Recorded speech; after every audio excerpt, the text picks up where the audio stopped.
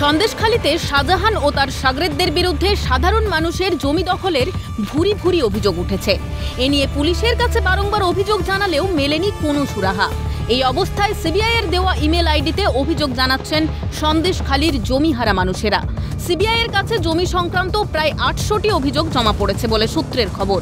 বৃহস্পতিবার এই সংক্রান্ত অভিযোগ খতিয়ে দেখতে সন্দেশখালীর বেড়মজুরে নির্মল প্রামাণিকের বাড়িতে যান সিবিআইয়ের আধিকারিকরা। এই নির্মল প্রামাণিকের অভিযোগ ছিল তার জমি দখল করেছে শেখ শাহজাহানের ভাই সিরাজ। পাশাপাশি এই নির্মল প্রামাণিকের অভিযোগ ছিল শেখ শাহজাহানের ভাই সিরাজের বিরুদ্ধে। সিরাজ তার জমি দখল করে নিয়েছেন, অর্থাৎ বেড়মজুরে যে কাঠপুল এলাকা রয়েছে সেই কাঠপুল এলাকায় জমি ছিল এই নির্মল প্রামাণিকের।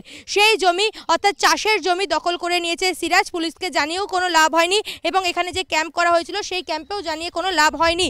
তাই তারা সিবিআইকে ইমেল মারফত অভিযোগ করেছেন এবং সেই অভিযোগের ভিত্তিতেই সিবিআইয়ের আধিকারিকরা আজকে পৌঁছে গিয়েছেন বেড়মজুরে নির্মল প্রামাণিকের বাড়িতে। এ নিয়ে পুলিশের বিরুদ্ধে একরাশ ক্ষোভ উগরে দেন স্থানীয় বাসিন্দারা। না, পুলিশ কোনো কাজ করেনি। পুলিশের কাছে অভিযোগ জানানো হলো, কেন পুলিশ কাজ করতো না? পুলিশ এখানে তো ওদের দাস, ওরা যা বলবে তাই। ওই সিরাজ ডাক্তার, শাহজাহান, ওরা যা বলবে তাই। এ নিয়ে কি জানালেন অভিযোগকারী নির্মল প্রামাণিক, শুনুন। ওখান থেকে আমার কিছু জায়গা নিয়েছে, আবার ওখান থেকে ওই পর্যন্ত আমার জায়গায় এরা জোর করে দখল করে এই ঘর বেঁধেছে। এই 22 সালে পুলিশকে জানিয়েছি, কোর্ট থেকে নোটিশ পাঠিয়েছিলাম, হাজিরা পাঠিয়েছি, না কোনো কাজ করেনি পুলিশ।